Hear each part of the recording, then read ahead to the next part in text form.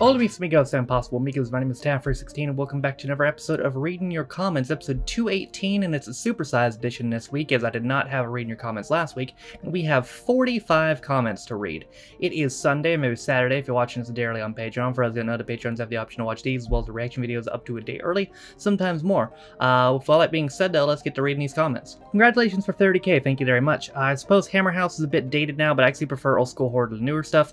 It would be great if you could review some of the old Hammer films on the other channel too. That's a good idea, honestly. I did like 9 Dracula films. I think I saw one of them. They did the Dracula with Christopher Lee, right? The one with the 50s, because I've seen that. I think they did a bunch of Frankenstein films too. So yeah, that's honestly not a bad idea. I'm gonna miss the hair, but thanks for the warning. It was great while it lasted. Also, well done, the subs. Thank you. I mean, yeah, you know, I had to get my scalp under control, which I already have, actually, for that matter. There's still a bit of the stuff, but trust me, when I shaved my head, like, it was really bad, and now I've gotten it somewhat under control, and I wasn't going to be able to do that with all that hair, so it was definitely worth it. When I woke up today, I was not expecting a goddamn Big Show to jump scare me. Well, I thought you were getting a perm, boo. Yeah, there's an idea. Next time I fucking grow my hair out, I'm getting a perm. Woohoo, another 2 British Empire episodes. The only thing wrong is we need to wait another month for the next 2. The first episode of Season 3 is a real classic. I'm looking forward to it. I'll be doing it maybe this week, to be honest. I've really enjoyed the show so far. It's something I never expected to go back to after like a 2-year break from it, but I'm glad I did, because I've enjoyed watching it. I never did watch British Empire all the way through when it originally ended. I like that going into Series 3, we don't actually know how much Helen told him. Let's gloss over that whole moment where Britta said he planned to fire Carol just after she had given birth. You'd think Helen would tell him everything after that, but this is Helen after all. Britta's being right about the fire escape. You could say it coming from a mile away, but it's still hilarious the way they contrived that. I'm not sure if I could live in a world where Britta is right. His tolerance of Colin as those cracks begin to widen. The way he slapped down those death stickers on him make me think we're about that moment where you called out that look he gave him in one of the previous episodes. You know what's somewhat frustrating about the Briss character too is the 2 people that like really like him and almost worship the ground he walks on, Carol and Colin, are the 2 people he don't like. Like, he likes everyone else except for them, and they're the 2 people that actually like him. Mr. Briss is constantly interrupting Gordon at work. I've been wondering why he never has time to talk to her. He's at work, lady. Yeah, I mean, you have a point. I mean, she's crazy because of Briss, but also she's just crazy in general. And I think we've established she's not a very good person. Not that I'm into criticizing sitcoms, but always with the hat on the counselor and also that random woman in the changing room, as you pointed out. This is in British Empire, by the way. And yeah, there was a woman that walked in the changing room, and I thought she was going to be important later. Because right after that scene, Britta said that there's not supposed to be anybody in the center. So I'm like, oh, okay, she's in there. Who is she? She's going to be important. But then they never showed her again. So, like, I guess that was just an error. You need to do the Tom Baker one. This is of Have I Got News For You. And this seems to be the most requested episode I haven't done yet. So that'll probably be the next one. I've noticed this about Gordon Ramsay in a lot of his shows. He has really fidgety hands, like he doesn't know what to do with them when he's talking. That's pretty relatable, to be honest. I usually don't either. I usually just clasp my wrist and either put them in front of me or behind my back. That's when I'm talking standing up. I find sometimes when I'm talking sitting down, I'm somewhat expressive with them. Yeah, Andrew Neil is one of them. Congratulations on the Tucker Carlson news, by the way. Weird times in American news right now. Fox has actually got rid of their most conservative, worst pundit. Well, because they got sued, but still they actually didn't. I didn't expect them to actually do it. Well, meanwhile, CNN, which over here is known as the most liberal news station, is hosting a town hall with Donald Trump. So, yeah, weird times. The guy that owned the Carnival in Ace Lightning, I think that's the guy who played Arnie from My Hero, certainly looked like him. It did look like him. I looked it up, and unfortunately, it is not. The guy who plays Arnie is Lou Hirsch, who also voiced Baby Herman in Who Framed Roger Rabbit and was Fred in Superman 3. The guy who played the Carnival guy was Philip Williams, who was in Tommy Boy, he was Danny, and he was also a custodian in Good Will Hunting, and he was in Jason X as well. I'm not a football fan by any means, but the episode of Murder in Successville with Chris Kamara is by far the funniest episode. He gives it his all, and the improv is nothing short of amazing. Fingers crossed to get around that one. That sounds like a good idea. And I've heard of Chris. I've seen some clips of him. I've seen, there was one clip that I'm sure was even more viral in the UK, but went viral in America too. It's probably maybe the only clip Americans have seen of him. It was the one where he, where they're going to him on the sidelines, like, Chris, what's happening? And he's like, I don't know. I missed it. I don't know what happened. There's an American version of Murder in Successville, starring Will Arnett. The Conan O'Brien episode is brilliant. It's just called Murderville, I think, right? I've heard of it. I have not seen it. I have heard it's a bit different, but it's gotten good reviews from what I've seen. This was off the Canadian commercial. Sears is completely gone in Canada, closing in 2018, so Sears doing better in the US. Well, they're pretty much gone in general. I think I read there's like 8 Sears left total. The EB Games employee in that first ad was just a regular actor in Toronto, and his long neck and his copy that became a BB, became the unofficial mascot for the Curse Commercials Twitter or wiki pages for some time. Damn. Poor guy. Concerned Children's Advertisers is Canada's ad council, and some of Canada's most popular ads. Time from them. Don't Put It in Your Mouth with Blue People, Smart as You, the TV, and House Hippo. They were hit and miss. The Smart as You, the TV one was fucking weird. The Blue People was creepy as shit, but at least it was a good message. Imagine turning up for a job interview and finding yourself getting roasted by Gordon Ramsay in Kitchen Nightmares on primetime TV. I really hope that guy was a plant, honestly. Like, either that or I hope he was compensated for that appearance, because good lord. I don't know if you've been told about this yet, but about 5 or so years ago, Kitchen Nightmares was being aired at 11 a.m. In a seriously edited format, but one day they accidentally put out the unedited version with all the fucking and blinding, and it was hilarious. At 11 a.m. Jesus.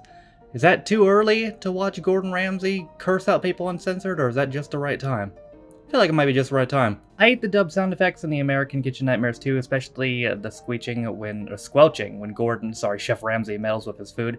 Yeah, I mean, again, you don't really notice it until you see it without.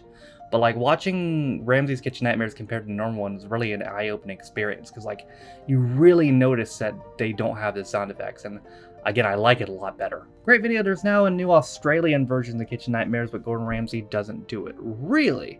There's an Australian Kitchen Nightmares. I'm gonna look that up. Australian Kitchen Nightmares. Yeah, Kitchen Nightmares Australia. Colin Fastnidge is the host for this one. Colin Fastnidge. He's also been on I'm a Celebrity, Get Me Out of Here Australia, which is also a thing. Yeah, I guess he's an Irish Australian chef. Okay. Yeah, Kitchen Nightmares Australia. You know what?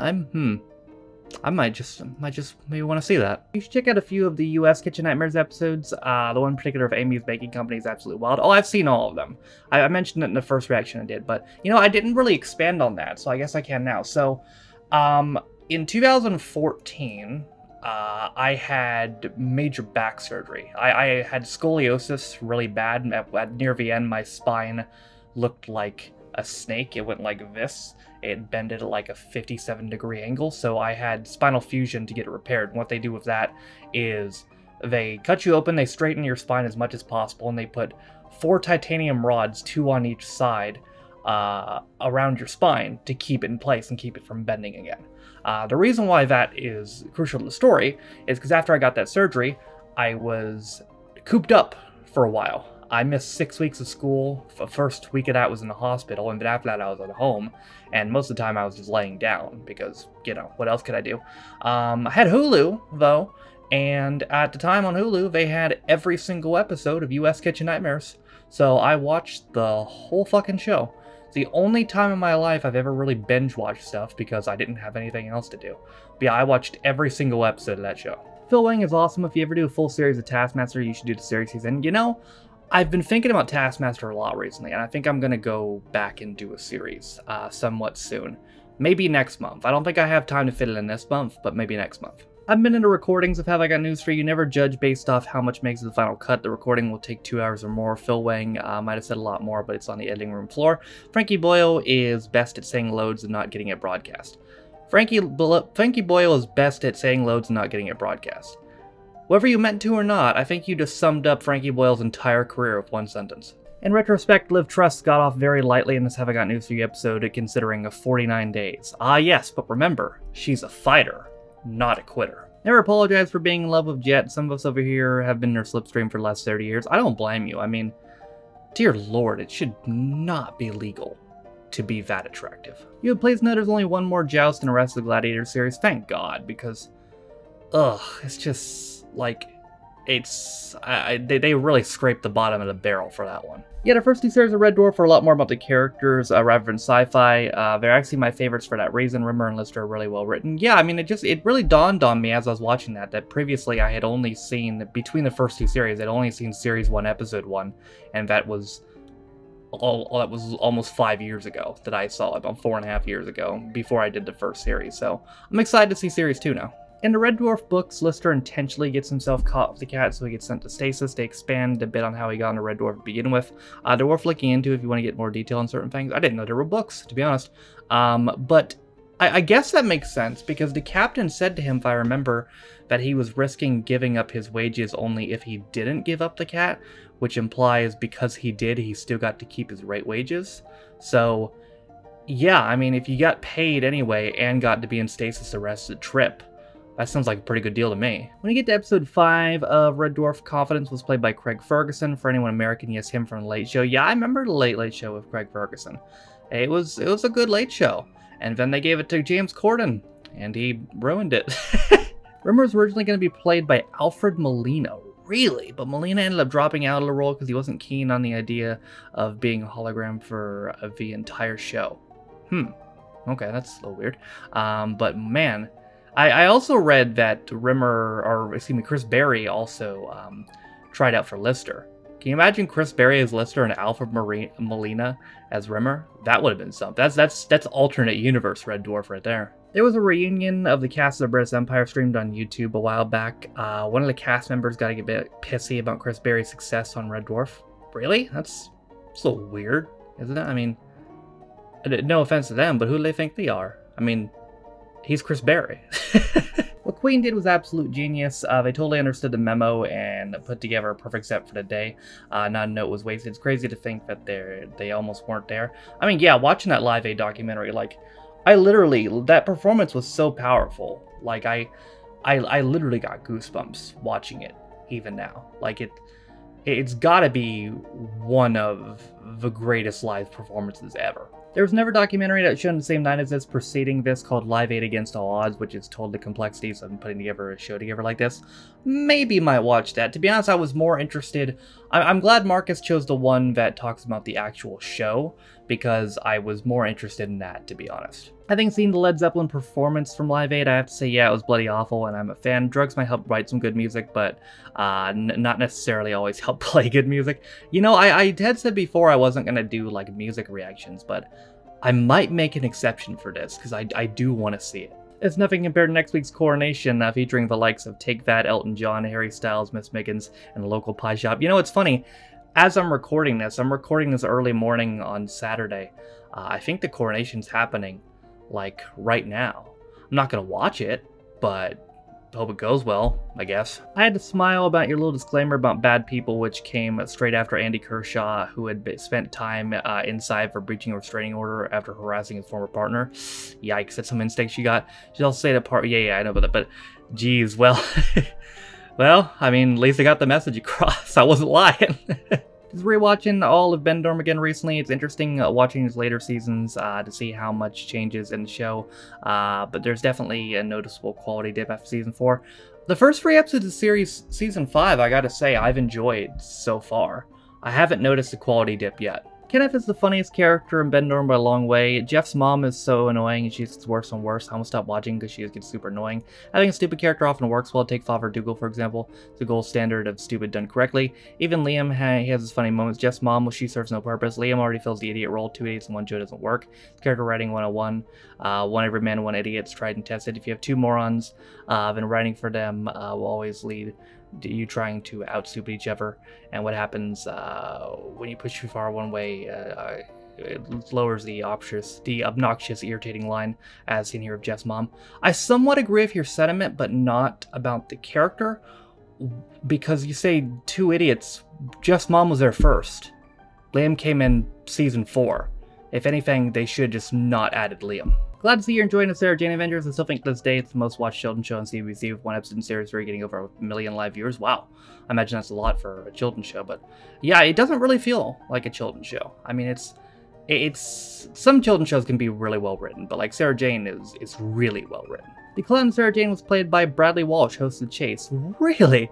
I've seen Bradley Walsh before. I saw I think a Wheel of Fortune that he did a while ago. This is a while ago, but I did not recognize him. Very weird coincidence. I'm not surprised you didn't notice. It took me 10 years to realize, but the guy who played the Doctor in Traverse Camp in episode 2 of Ashes to Ashes also played Maria's dad in Sarah Jane Adventures. Strange, but a bit of stubble and a pair of glasses can do it. It's totally unrecognizable. Yeah, I mean, now that you say that, I see it, but wow, yeah, I did not put that together at all. Talk about opposite roles, too. I mean, Jesus Christ, he's like the goodest of goodies in Sarah Jane Adventures, and he's like the worst person ever in Ashes to Ashes. Ray's already killed a man by forcing drugs down his throat, so why he gave Chris a hard time, I'll never know. I thought maybe Ray was in on it, too.